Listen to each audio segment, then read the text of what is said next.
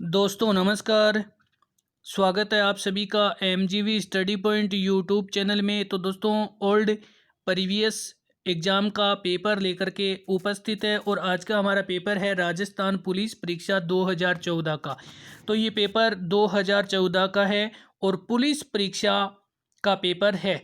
और बात करेंगे राजस्थान पुलिस द्वारा आयोजित ये पेपर है। ये परीक्षा 1 जून 2014 को हुई थी। यदि आप भी पुलिस परीक्षा एग्ज़ाम दे रहे हैं इस बार तो ज़रूर देखें, यही पैटर्न रहेगा। इस पैटर्न के अकॉर्डिंग कौन कौन से क्वेश्चन किस तरीके से पूछे जाते हैं, तो ज़रूर इस वीडियो को लास्ट तक देखें, लाइक शेयर भी करें और अभी तक अपने यूट्यूब चैनल को सब्सक्राइब नहीं किया है तो ज़रूर इसको सब्सक्राइब करें। और ओल्ड सोलवर्ड पेपर के लिए एमजीवी स्टडी पॉइंट यूट्यूब चैनल पर आप प्लेलिस्ट में देख सकते हैं। तो चलिए हम बात कर लेते हैं इसी एग्ज़ाम के बारे में। तो इस पेपर में आपको 3 पार्ट मिलेंगे। इस पूरे पेपर के 3 पार्ट होंगे। पहला पार्ट होगा ए और दूसरा पार्ट होगा बे और तीसरा पार्ट होगा से। तीसरा पार्ट से होगा। तो बात करेंगे पहले पार्ट में क्वेश्चन 30 है 1 से लेकर के 30 तक। दूसरे पार्ट जो बे में ये 31 से लेकर के 60 तक क्वेश्चन है और से पार्ट में है 61 से लेकर के 120 तक। तो कुल क्वेश्चन 120 है इस वीडियो में। तो कुल क्वेश्चन 120 है इस पेपर में। तो हम बात करेंगे सबसे पहले, आज बात कर रहे हैं इस बे पार्ट की और उसके बाद में जो पार्ट से और से के बाद में ए भी अपलोड कर दिया जाएगा। तो ज़रूर देखें इस वीडियो को लास्ट तक। तो चलिए बात कर लेते हैं आज के हमारे इस पार्ट बे की। भाग बे। और इससे पहले की बात करेंगे तो चैनल को सब्सक्राइब नहीं किया है तो ज़रूर सब्सक्राइब करें। क्वेश्चन 31 से स्टार्ट होता है हमारा और यहाँ पे बात करेंगे जल का घनत्व किस तापमान पर अधिकतम होता है। तो बात कर रहे हैं जल का तापमान किस जल भाग बे।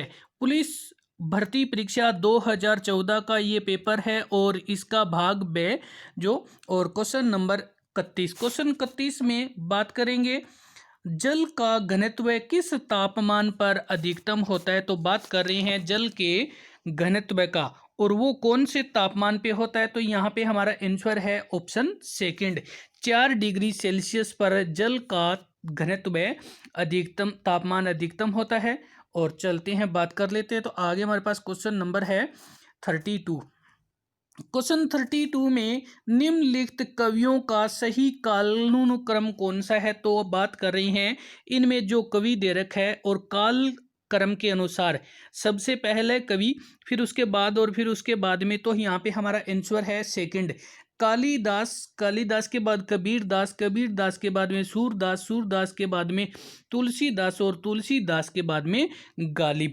और चलते हैं नेक्स्ट क्वेश्चन की ओर। तो नेक्स्ट हमारे पास क्वेश्चन नंबर है 33।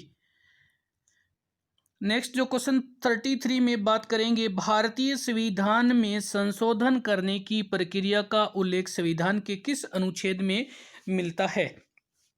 तो बात कर रहे हैं भारतीय संविधान के अनुच्छेद में। और अगर भारतीय संविधान में संशोधन करने की जो प्रक्रिया है उसका उल्लेख मिलता है तो यहाँ पे हमारा आंसर ऑप्शन नंबर 4 368 अनुच्छेद 368 में उल्लेख मिलता है कि भारतीय संविधान में संशोधन की प्रक्रिया का। और चलते हैं बात कर लेते हैं। तो आगे हमारे पास क्वेश्चन नंबर है 34। क्वेश्चन 34 में भारत की संसद से क्या तात्पर्य है। तो बात कर रहे हैं भारत की संसद से क्या तात्पर्य है और यहाँ पे हमारा आंसर ऑप्शन 3 लोकसभा, राज्यसभा एवं राष्ट्रपति। ये तीनों मिलकर के भारत की संसद कहलाती है। लोकसभा, राज्यसभा एवं राष्ट्रपति ये तीनों मिलकर के संसद कहलाती है। और चलते हैं तो वीडियो को लाइक शेयर जरूर करें और चैनल को सब्सक्राइब नहीं किया तो जरूर इसको भी सब्सक्राइब कर दीजिए। क्वेश्चन 35 में टीवी का रिमोट कंट्रोल किन तरंगों के आधार पर कार्य करता है। तो बात कर रही हूँ टीवी के रिमोट कंट्रोल की और वो जो कार्य करता है वो करता है इंफ्रारेड में। इंफ्रारेड तरंगों पर आधारित टीवी का रिमोट कंट्रोल कार्य करता है। और चलते हैं बात करते हैं। तो आगे हमारे पास क्वेश्चन नंबर है 36। क्वेश्चन 36 में राष्ट्रपति अपना त्याग पत्र किसे देता है? तो बात कर रहे हैं राष्ट्रपति अपना त्याग पत्र किसे देता है, और यहाँ पे हमारा आंसर है ऑप्शन 4 उपराष्ट्रपति। राष्ट्रपति अपना त्याग पत्र है वो उपराष्ट्रपति को देता है।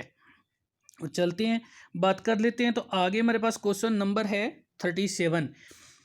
क्वेश्चन 37 में राष्ट्रीय स्वतंत्रता संग्राम के निम्न आंदोलन का सही कालानुक्रम कौन सा है? तो बात कर रहे हैं जो राष्ट्रीय स्वतंत्रता संग्राम का आंदोलन है और उसके लिए जो सही कालक्रम कौन सा, और यहाँ पे हमारा आंसर है ऑप्शन 4 चंपारण, असहयोग, सविनय अवज्ञा और भारत छोड़ो।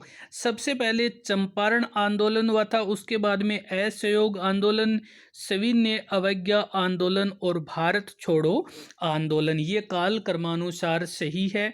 चलते हैं बात कर लेते हैं। तो आगे हमारे पास क्वेश्चन नंबर है 38। क्वेश्चन 38 में किसी राज्य में मंत्रिपरिषद के सदस्यों की अधिकतम संख्या विधानसभा सदस्यों की कुल संख्या के कितने प्रतिशत से अधिक नहीं हो सकती है?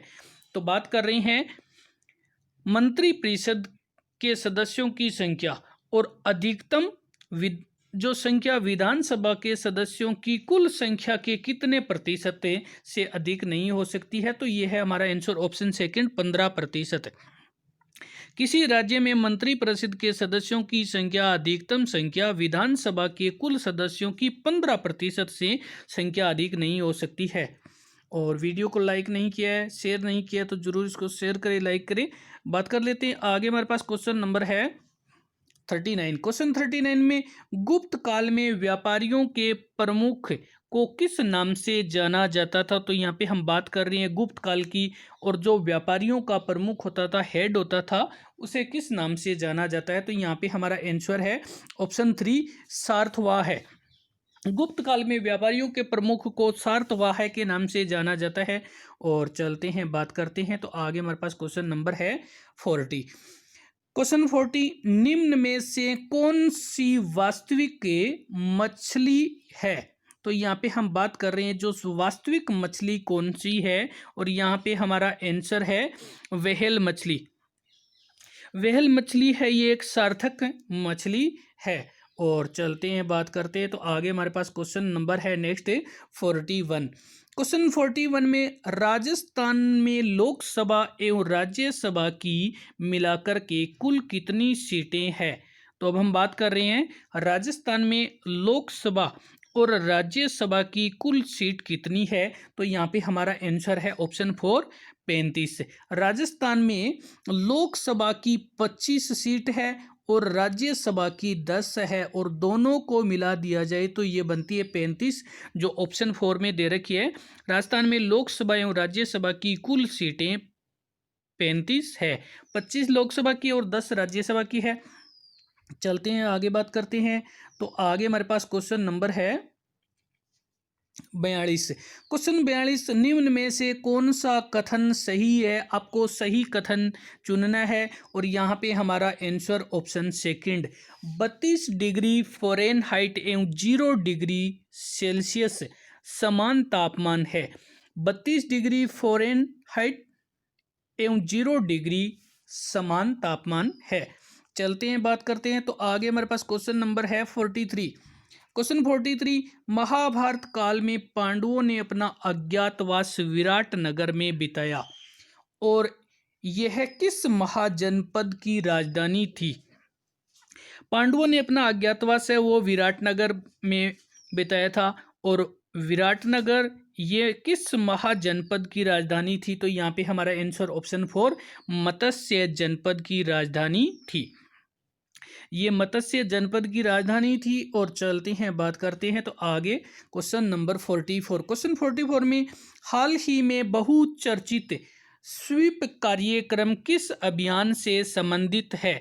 तो बात कर रहे हैं हाल ही में बहुचर्चित स्वीप कार्यक्रम, और ये यहाँ पे हमारा आंसर ऑप्शन 4 मतदाताओं को मतदान हेतु प्रेरित करने से संबंधित है स्वीप कार्यक्रम। मतदाताओं को मतदान हेतु प्रेरित करने का कार्य है। आगे हमारे पास क्वेश्चन नंबर है 45 और चलते हैं बात करते हैं आगे। हमारे पास क्वेश्चन नंबर है 45। क्वेश्चन 45 में मोबाइल फोन में सिम का क्या अर्थ है? तो बात कर रहे हैं सिम का अर्थ SIM, और इसकी अगर बात करें फुल फॉर्म की तो यहाँ पे हमारे पास answer option C, S subscriber identity module, S का सब्सक्राइबर, आई का आइडेंटिटी और एम का मॉड्यूल। और चलते हैं बात करते हैं नेक्स्ट क्वेश्चन की। तो वीडियो को लाइक शेयर नहीं किया तो जरूर लाइक शेयर करें, फ्रेंड्स को भी फॉरवर्ड कर दीजिए। क्वेश्चन 46, निम्न में से कौन सा राज्य समूह है चाय का सर्वाधिक उत्पादन करता है? तो हम बात कर रहे हैं उस राज्य की जो चाय का उत्पादन सर्वाधिक करता है, तो कौन सा ऐसा समूह है? और यहाँ पे हमारा आंसर ऑप्शन सेकंड, असम, पश्चिम बंगाल और तमिलनाडु, ये सभी सर्वाधिक चाय उत्पादन करने वाले राज्यों का समूह है। चलते हैं बात करते हैं। तो आगे हमारे पास क्वेश्चन नंबर है 47। क्वेश्चन 47 है, निम्न में से किस राज्य समूह का एक ही उच्च न्यायालय है? तो अब हम बात कर रहे हैं उस राज्य का जिन राज्यों का उच्च न्यायालय एक है, वो समूह चुनना है आपको। और यहाँ पे हमारा आंसर है ऑप्शन सेकंड, पंजाब एवं हरियाणा। पंजाब एवं हरियाणा का जो संयुक्त उच्च न्यायालय वो है चंडीगढ़। पंजाब एवं हरियाणा का उच्च न्यायालय वो चंडीगढ़ में है, दोनों का एक ही है और इनकी दोनों की राजधानी है वो भी चंडीगढ़ है। और चलते हैं बात कर लेते हैं। तो आगे हमारे पास क्वेश्चन नंबर है 48। क्वेश्चन 48 में निम्न में से कौन सी समाचार एजेंसी है? तो अब हम बात कर रहे हैं समाचार एजेंसी कौन सी है, और यहाँ पे हमारा आंसर है सेकंड, PTI। PTI है वो एक समाचार एजेंसी है, PTI समाचार एजेंसी है। और चलते हैं बात कर लेते हैं। तो आगे हमारे पास क्वेश्चन नंबर है क्वेश्चन 49। क्वेश्चन 49 में 3 बीघा गलियारा किन दो देशों को आपस में जोड़ता है? तो बात कर रहे हैं 3 बीघा गलियारा, और ये आपस में कौन से देशों को जोड़ता है? तो यहाँ पे हमारा आंसर है ऑप्शन फर्स्ट, भारत और बांग्लादेश को। 3 बीघा गलियारा है, ये भारत और बांग्लादेश को आपस में जोड़ते हैं। और चलते हैं नेक्स्ट क्वेश्चन की ओर। तो नेक्स्ट हमारे पास क्वेश्चन नंबर है 50। क्वेश्चन 50, भारतीय और यूनानी कला शैली के मिश्रण से किस कला शैली की उत्पत्ति हुई है? तो हम बात कर रहे हैं भारतीय और यूनानी कला शैली के मिश्रण से जिस शैली का उद्भव हुआ है, जिस शैली का विकास हुआ है वो है, यहाँ पे हमारा आंसर ऑप्शन सेकंड, गांधार कला शैली। भारतीय और यूनानी कला शैली के मिश्रण से गांधार कला शैली का विकास हुआ है। तो दोस्तों वीडियो को लाइक शेयर जरूर करें, चैनल को सब्सक्राइब करें और अपने फ्रेंड्स को भी फॉरवर्ड कर दीजिए। तो आगे हम बात कर लेते हैं क्वेश्चन नंबर 51। क्वेश्चन 51, फिल्म भाग मिल्खा भाग के निर्देशक का नाम क्या है? तो बात कर रही हैं जो फिल्म भाग मिल्खा भाग, और इसके निर्देशक का जो नाम है वो option second, Rakesh Om Prakash Mehra. Film भाग मिल्खा भाग के निर्देशक का नाम राकेश ओम प्रकाश मेहरा है। और चलते हैं बात करते हैं। तो आगे हमारे पास क्वेश्चन नंबर है 52। क्वेश्चन 52, भगत सिंह ने किस स्थान पर बम फेंका था? तो बात कर रहे हैं भगत सिंह के बम फेंकने के स्थान की, और भगत सिंह ने जो बम फेंका था वो सेंट्रल असेंबली में फेंका था। भगत सिंह ने सेंट्रल असेंबली में बम फेंका था। तो आगे हमारे पास क्वेश्चन नंबर है 53। क्वेश्चन 53, वर्ष 2011 की जनगणना के अनुसार भारत के किस शहर की जनसंख्या सर्वाधिक है? तो अब हम बात कर रहे हैं भारत की सर्वाधिक जनसंख्या वाला शहर की, और ये 2011 की जनगणना के अनुसार, तो यहाँ पे हमारा answer option second, Mumbai. Mumbai की सर्वाधिक जनसंख्या जनगणना 2011 के अनुसार है। और चलते हैं नेक्स्ट क्वेश्चन की बात करें। तो नेक्स्ट हमारे पास क्वेश्चन नंबर है 54। क्वेश्चन 54, अंटार्कटिका में स्थापित की गई प्रथम भारतीय स्थायी प्रयोगशाला का नाम क्या है? बात कर रही है अंटार्कटिका में स्थापित की गई प्रथम भारतीय प्रयोगशाला का नाम, और यहाँ पे हमारा आंसर ऑप्शन फॉर दक्षिण गंगोत्री। अंटार्कटिका में स्थापित की गई प्रथम भारतीय स्थायी प्रयोगशाला का नाम दक्षिण गंगोत्री है। चलते हैं, बढ़ते हैं अगले क्वेश्चन की ओर। तो आगे हमारे पास क्वेश्चन नंबर है 55। क्वेश्चन 55, वर्ष 2016 के ओलंपिक खेल किस देश में आयोजित किए जाएंगे? तो बात कर रहे हैं वर्ष 2016 के ओलंपिक खेल की, और ये आयोजित कहाँ किए जाएंगे? तो यहाँ पे हमारा आंसर ऑप्शन 4 ब्राजील में किए गए हैं। और आगे हमारे पास क्वेश्चन नंबर 56। क्वेश्चन 56 में वायुमंडल की सबसे निचली परत कौन सी होती है? तो बात कर रहे हैं वायुमंडल की सबसे निचली परत की, और यहाँ पे हमारा आंसर है ऑप्शन फर्स्ट सौरमंडल। वायुमंडल की सबसे निचली परत होती है सौरमंडल। और चलते हैं, बात करते हैं तो आगे क्वेश्चन नंबर 57। क्वेश्चन 57 में नक्सलवाद की जन्मस्थली नक्सलबाड़ी में से किस राज्य में स्थित है? तो बात कर रहे हैं नक्सलवाद की जन्मस्थली जिसको नक्सलबाड़ी कहते हैं, और ये कौन से राज्य में स्थित है? तो यहाँ पे हमारा आंसर है ऑप्शन सी, ऑप्शन 3 पश्चिम बंगाल। ऑप्शन 3 पश्चिम बंगाल है। और चलते हैं, बात करते हैं तो आगे क्वेश्चन नंबर है 58। क्वेश्चन 58 में विश्व में सर्वाधिक लंबी तटरेखा किस खाड़ी की है? तो हम बात कर रहे हैं उस खाड़ी की जिसकी सर्वाधिक लंबी तटरेखा है, और वो भी पूरे विश्व में। तो यहाँ पे हमारा आंसर है ऑप्शन फर्स्ट बंगाल की खाड़ी। बंगाल की खाड़ी की जो तट रेखा है वो सर्वाधिक लंबी है, और ये विश्व में प्रथम स्थान की है। और बात कर लेते हैं next question, question number 59। ATM machine का पूरा क्या नाम है? तो यहाँ पे हम बात कर रहे हैं एटीएम के पूरे नाम की, और एटीएम ए का ऑटोमेटेड, और टी का टेलर, और एम का मशीन ऑटोमेटिक टेलर मशीन। और चलते हैं आगे, तो आगे हमारे पास क्वेश्चन नंबर है 60। क्वेश्चन 60, मार्टिन लूथर किंग ने किस राज्य में अश्वेतों के अधिकारों के लिए संघर्ष किया? तो हम बात कर रहे हैं मार्टिन लूथर की, और इन्होंने अश्वेतों के अधिकार के लिए जो संघर्ष किया था वो कौन सा देश था? तो यहाँ पे हमारा देश है option 3 America. Martin Luther king ने अमेरिका में अश्वेतों के अधिकारों के लिए संघर्ष किया था। तो दोस्तों इसी के साथ में वीडियो देखने के लिए धन्यवाद। लाइक शेयर करते रहें। अभी तक अपने यूट्यूब चैनल को सब्सक्राइब नहीं किया तो ज़रूर सब्सक्राइब करें। अपने फ्रेंड्स को भी फॉरवर्ड करते रहिए। वीडियो देखने के लिए धन्यवाद।